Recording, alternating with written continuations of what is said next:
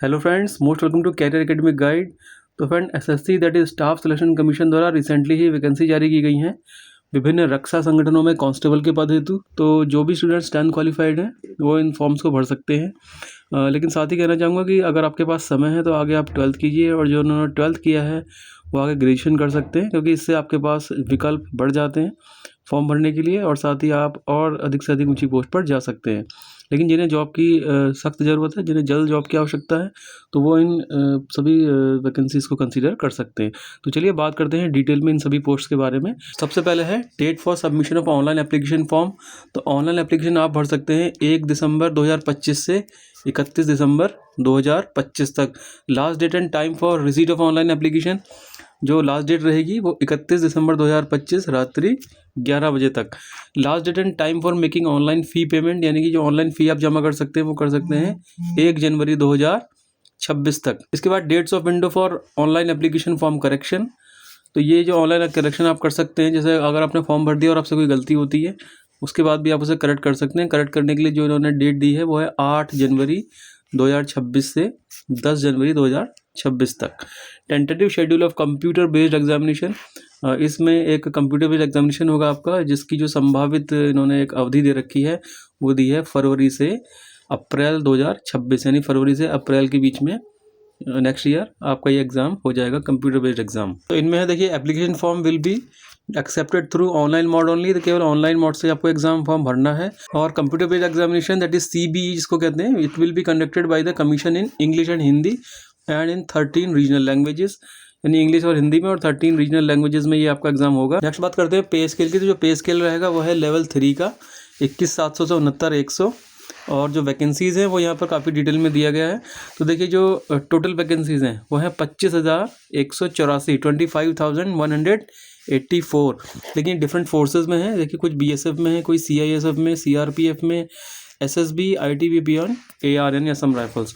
तो देखिए, इसमें आप पूरा स्ट्रक्चर समझ लीजिए। जो टोटल वैकेंसी दी गई है किसी भी फोर्स में वो यहाँ दी गई है। जैसे BSF में टोटल 616 वैकेंसीज़ हैं, CISF में 14,595 वैकेंसीज़ हैं, CRPF में 5,490, SSB में 1,764, ITBP में 1,293 और असम राइफल्स में 1,706। तो अब देखिए, किसी भी फोर्स में जो टोटल वैकेंसीज़ है उसको भी इन्होंने मेल और फीमेल में वर्गवार विभाजित किया है। जैसे कि जो टोटल सीट्स हैं BSF में 616, और इसमें अगर देखें तो मेल और फीमेल कैंडिडेट्स के अंतर्गत सबसे पहले बात कर रहे हैं मेल वाले वर्ग में। तो उसमें भी SC वर्ग में 78, ST वर्ग में 58, OBC में 113, EWS में 53, अनरिजर्व में 222, और टोटल जाती है ये 524। इसके बाद फीमेल कैंडिडेट्स में SC 11, ST 7, OBC 22, EWS 5 और अनरिजर्व हो रही हैं 49। टोटल यहाँ आता है 92। तो जो ये आपका ये जो टोटल है, मेल वाला टोटल 524 और फीमेल टोटल 92, 524 प्लस 92 ये बराबर आ जाएगा 616। तो इसी तरह से आप बाकी फोर्सेस में भी देख सकते हैं, CISF, CRPF, SSB, ITBP और असम राइफल्स में। इसी तरह से आप इनको कंसीडर कर सकते हैं। इसी तरह से लास्ट में दिया गया है SSF यानी सेक्रेटेरिएट सिक्योरिटी फोर्स, सचिवालय सुरक्षा बल। तो यहाँ पर जो टोटल वैकेंसीज हैं 23 है। तो मेल वर्ग में देखते हैं पहले, SC में 3, ST में 2 और OBC में 6, EWS वर्ग में है 2 और अनरिजर्व कैटेगरी में है 10 वैकेंसी। टोटल आ गया 23। इसके बाद फीमेल वर्ग में देखें तो यहाँ पर सब में 0 है। तो जो टोटल वैकेंसीज आपकी आती हैं 23 आती हैं। इसी तरह से आप बाकी सबका देख लेना। हमने जो एक सबसे पहला था BSF का, और जो सबसे लास्ट में है SSF का, उसको यहाँ पर कंसीडर किया है। तो टोटल वैकेंसीज की संख्या यहाँ पर 25,487, जिसमें मेल वर्ग में दी गई हैं 23,467 और फीमेल वर्ग में है 2,020। दोनों को आप ऐड करेंगे, आप आ जाएगा 25,487। एंड इसके बाद नेक्स्ट है 10% vacancies are earmarked for ex serviceman, यानी कि जो 10% वैकेंसीज है वो भूतपूर्व सैनिकों के लिए निर्धारित है यहाँ पर। एंड इसके बाद नेक्स्ट है the commission shall not prepare और मेंटेन ए वेटिंग लिस्ट और रिजर्व लिस्ट। मतलब जब फाइनल रिजल्ट आ जाएगा उसके बाद कोई भी वेटिंग लिस्ट या रिजर्व लिस्ट आयोग के द्वारा इसमें नहीं बनाई जाएगी। इसके बाद नेक्स्ट है एज लिमिट। तो एज डिमांड की गई है 18 से 23 साल, मिनिमम एज 18 साल, मैक्सिमम 23 साल, और आयु की गणना रहेगी 1/1/2026 यानी 1 जनवरी 2026 को। एंड साथ ही एज में अपर एज लिमिट में रिलैक्सेशन भी दिया गया है। जैसे SC ST के लिए यह है 5 ईयर्स, OBC के लिए यह है 3 ईयर्स, एक्स सर्विसमैन के लिए यह है 3 years after deduction of the military service rendered from the actual age as on the date of reckoning। और साथ ही देखिए children and dependents of victim killed in the 1984 rates, तो ये अनरिजर्व्ड और ईडब्ल्यूएस में 5 ईयर का यहाँ पर रिलैक्सेशन दिखाया गया है।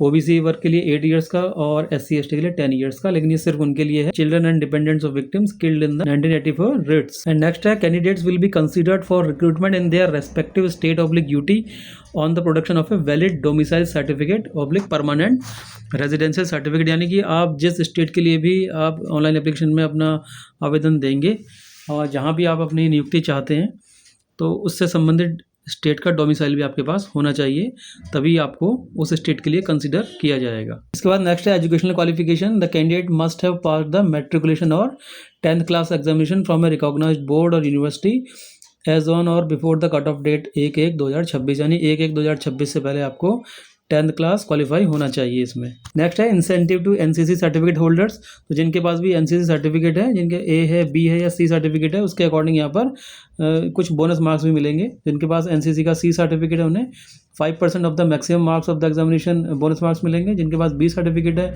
उन्हें 3%, और जिनके पास A सर्टिफिकेट है उन्हें 2% of the maximum marks of the examination bonus marks मिलेंगे।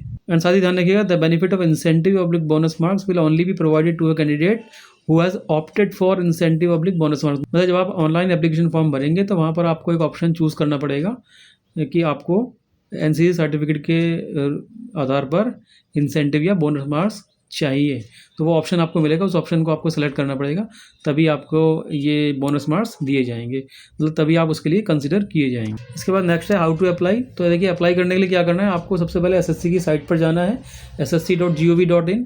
उसके बाद वहाँ पर 1 टाइम रजिस्ट्रेशन करना है। तो एक बार आपका जब रजिस्ट्रेशन हो जाएगा उसके बाद आप ऑनलाइन एप्लीकेशन फॉर्म को भर पाएंगे। और साथ ही देखिए एप्लीकेशन फॉर्म भरने से पहले आप अपना स्कैन्ड फोटो तैयार रखिएगा और स्कैन सिग्नेचर भी तैयार रखिएगा।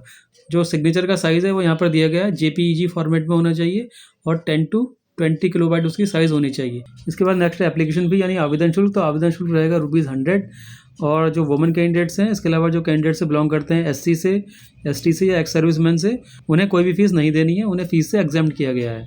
इसके बाद नेक्स्ट है सेंटर ऑफ एग्जामिनेशन। तो जब आप ऑनलाइन एप्लीकेशन फॉर्म भरेंगे तो आपको एग्ज़ाम सेंटर भी इसमें भरना होगा। तो एग्ज़ाम सेंटर के लिए ये नीचे सारे एग्ज़ाम सेंटर दिए, इसमें टोटल 9 रीजनल ऑफिसेज दिए गए और उससे रिलेटेड जो एग्जामिनेशन सेंटर्स हैं वो भी यहाँ पर क्लियरली दिए गए, ये आप देख सकते हैं नीचे। तो ये सारे दिए गए एग्जामिनेशन सेंटर, यहाँ पर SSC रीजन दिए गए हैं और ये सभी रीजनल ऑफिसेज के एड्रेस और उनकी साइट्स दी गई हैं। तो यहाँ पर आप अपने अकॉर्डिंग जो भी सेंटर आपको चुनना है वो चुन सकते हैं। एंड नेक्स्ट है a candidate has the option to give the preference of 3 centres anywhere in the country for appearing in the computer based examination. मतलब जो कंप्यूटर बेस्ड एग्जाम होगा उसमें जब ऑनलाइन एप्लीकेशन आप भरेंगे तो आपको 3 सेंटर्स यहाँ पर देने पड़ेंगे प्रेफरेंस में, यानी कि जो सेंटर आपको चाहिए वो सबसे ऊपर, और उसके बाद सेकंड प्रेफरेंस, उसके बाद थर्ड प्रेफरेंस। ठीक है, तो आयोग की पूरी कोशिश रहती है कि आपको इन्हीं 3 सेंटर्स में से कोई ना कोई सेंटर अलॉट किया जाए। इसके बाद नेक्स्ट है स्कीम ऑफ एग्जामिनेशन। तो इसमें कंप्यूटर बेस्ड एग्जाम होना है जिसमें क्वेश्चन की कुल संख्या रहेगी 80 और प्रत्येक क्वेश्चन रहेगा 2 मार्क्स से, यानी कि टोटल आपका 160 नंबर का ये पेपर होगा। और ऑब्जेक्टिव टाइप पेपर होना है, यानी कि इसमें 4 ऑप्शन आपको दिए जाएंगे और जो आपका पेपर है 4 हिस्सों में बटा होगा, part A, part B, part C and part D। And सभी पार्ट्स में जो नंबर ऑफ क्वेश्चन है वो 20 ही रहेंगे और इनके लिए जो कि एक क्वेश्चन 2 नंबर का है तो टोटल मार्क्स प्रत्येक भाग के लिए रहेंगे 40-40। तो इस तरह से चारों पार्टों के लिए जो टोटल क्वेश्चन हो जाएंगे वो हो जाएंगे 80 और टोटल मार्क्स हो जाएंगे मैक्सिमम 160। ठीक है, पार्ट ए में रहेगा general intelligence and reasoning, part B में जनरल नॉलेज एंड अवेयरनेस, इसके बाद पार्ट सी में एलिमेंट्री मैथमेटिक्स और पार्ट डी में इंग्लिश एंड हिंदी। एंड साथ ही जो क्वेश्चन पेपर होगा वो इंग्लिश और हिंदी में होगा और इसके अलावा 13 रीजनल लैंग्वेजेस हैं। जो सारी रीजनल लैंग्वेजेस यहाँ दी हुई हैं, आसामीज़, बंगाली, गुजराती, कन्नड़, कोंकणी, मलयालम, मणिपुरी, मराठी, उड़िया, पंजाबी, तमिल, तेलुगु एंड उर्दू, इन सभी 13 लैंग्वेजेस में भी ये क्वेश्चन पेपर आपको देखने को मिलेगा। एंड साथ ही स्पेशली ध्यान रखिएगा कि नेगेटिव मार्किंग भी होगी इसमें। There will be a negative marking of 0.25 marks for each wrong answer, यानी कि प्रत्येक रॉन्ग आंसर के लिए 0.25 मार्क्स काट दिए जाएंगे। इसलिए candidates are therefore advise to keep this in mind while answering the question. ठीक है, एंड कंप्यूटर बेस्ड एग्जाम की डेट क्या रहेगी वो आपको आयोग की साइट से पता चल जाएगी, या अगर आप इस चैनल से जुड़े रहते हैं इसको सब्सक्राइब कर लीजिएगा चैनल को ज़रूर। तो जैसे ही उसकी डेट अनाउंस होगी हम आपको मतलब उससे संबंधित एक बहुत छोटा सा वीडियो हम इसको बना करके अपलोड कर देंगे, जिससे आपको उस एग्ज़ाम के बारे में पता चल जाएगा कि कब वो कंप्यूटर बेस्ड एग्ज़ाम आपका होना है। नेक्स्ट बात करते हैं कंप्यूटर बेस्ड एग्ज़ाम के सिलेबस की। तो जो इसमें आपको डिफरेंट पार्ट्स दिए हैं, part A, part B, part C and part D, उनके अलग अलग डिटेल में यहाँ पर आपको सिलेबस की डिटेल यहाँ पर दी गई है। तो देखते हैं इसमें क्या क्या है। तो अगर आप देखें तो जनरल इंटेलिजेंस एंड रीजनिंग में ये सारी चीज़ें हैं, आप इसको खुद भी पढ़ सकते हैं। इसके बाद general knowledge and general awareness में ये सारी चीज़ें आनी है, ठीक है। इसके बाद एलिमेंट्री मैथमेटिक्स जो प्रारंभिक गणित है, फिर इंग्लिश एंड हिंदी से रिलेटेड कुछ बेसिक क्वेश्चन इसमें आपको देखने को मिलेंगे और बेसिक कंप्रीहेंशंस भी इसमें आएंगी। एंड नेक्स्ट है physical efficiency test and physical standard test. तो देखिए कंप्यूटर बेस्ड एग्जाम की जो परफॉर्मेंस होगी आपकी, उसके आधार पर कैंडिडेट शॉर्टलिस्ट किए जाएंगे और इन शॉर्टलिस्ट कैंडिडेट्स का फिर पीईटी या पीएसटी जो फिजिकल एफिशिएंसी टेस्ट है या फिजिकल स्टैंडर्ड टेस्ट है वो किया जाएगा। और ये किया जाएगा डिफरेंट सेंटर्स में जो कि फाइनलाइज किए जाएंगे। सीएपीएफ यानी जो भी सेंट्रल आर्म्ड पुलिस फोर्सेज हैं, चाहे वो बीएसएफ है या एसएसबी है या एसएसएफ है या सीआईएसएफ है, मतलब उनके द्वारा ही वो सेंटर्स निर्धारित किए जाते हैं और वहाँ पर ही आपके सभी डॉक्यूमेंट्स की डिटेल में स्क्रूटनी की जाएगी। मतलब जो भी आपकी एलिजिबिलिटी है या जो भी आपके डॉक्यूमेंट्स इसमें आपने लगाए हैं, जो भी आपने या रिजर्वेशन के डॉक्यूमेंट्स हैं या चाहे ईडब्ल्यूएस के सर्टिफिकेट्स हैं, वो सारी चेकिंग आपकी यहाँ पर होगी। एक्स सर्विसमैन है उन्हें एग्जाम रखा गया है पीईटी एंड पीएसटी से, लेकिन जो भी ex serviceman computer based exam के बाद शॉर्टलिस्ट किए जाएंगे, उन्हें एज अ रिकॉर्ड के लिए हाइट, चेस्ट और वेट ये चीज़ें रिकॉर्ड रखने के लिए उन्हें वहाँ पर बुलाया जाएगा। तो इसलिए लिखा भी इन्होंने यहाँ पर कि PET will not be held for these ex serviceman candidate, however they will have to qualify the medical examination. जो चिकित्सा परीक्षण है वो आपको क्वालिफाई करना ही होगा। जो फिजिकल एफिशिएंसी टेस्ट में क्या क्या उसमें एफिशिएंसी टेस्ट की जाएंगी वो आप नीचे देख सकते हैं। तो आप 1 बाय 1 इन्हें देख सकते हैं। रेस है इसमें मेल पर्सन के लिए 5 किलोमीटर इन 24 मिनट्स, फीमेल के लिए 1.6 किलोमीटर इन 8.5 मिनट्स। आगे ये भी है कि 4 candidates other than those belonging to Ladakh region, यानी कि जो लद्दाख रीजन से अलग रीजन के लिए बिलोंग करते हैं, तो वहाँ पर ये आपकी जो ऊपर वाले रो में दी गई है वो एफिशिएंसी डिमांड की गई है। और नीचे वाले रो में जो भी कैंडिडेट्स लद्दाख रीजन से बिलोंग करते हैं उनके लिए नीचे के रो में दिया गया 1.6 kilometre in 7 minutes for male person और 800 metres in 5 minutes for females. इसके बाद नेक्स्ट देखते हैं फिजिकल स्टैंडर्ड टेस्ट, पीएसटी जिसे कहते हैं। तो इसमें सबसे पहले हाइट। तो हाइट में देखिए मेल के लिए डिमांड की गई 170 सेंटीमीटर, फीमेल के लिए 157 सेंटीमीटर। लेकिन इसके अलावा कुछ इसमें रिलैक्सेशन भी दिए गए हैं। Few categories of candidates are allowed relaxation in their heights mentioned above. तो देखिए सबसे पहली रो में देखिएगा all candidates belonging to scheduled tribes, यानी कि जो एसटी से बिलोंग करते हैं, उसमें मेल पर्सन के लिए 162 सेंटीमीटर, फीमेल के लिए 150 सेंटीमीटर। इसी तरह से all scheduled tribe candidates of north eastern state, यानी कि जो एनी स्टेट के हैं, उसमें मेल के लिए 157 और फीमेल के लिए 147.5 सेंटीमीटर हाइट डिमांड की गई है।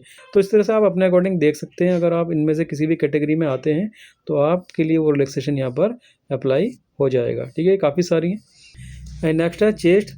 Male candidate should have the following standard of the chest measurement. तो जो मेल कैंडिडेट्स हैं उनके लिए डिमांड की गई है, उनका जो चेस्ट है वो अनएक्सपेंडेड होना चाहिए 80 सेंटीमीटर, यानी बिना फुलाए 80 सेंटीमीटर, और मिनिमम एक्सपेंशन यानी फुलाने पर होना चाहिए 85 सेंटीमीटर कम से कम, यानी मिनिमम एक्सपेंशन चाहिए 5 सेंटीमीटर। इसके अलावा चेस्ट में भी कुछ कैटेगरीज को रिलैक्स किया गया है यहाँ पर।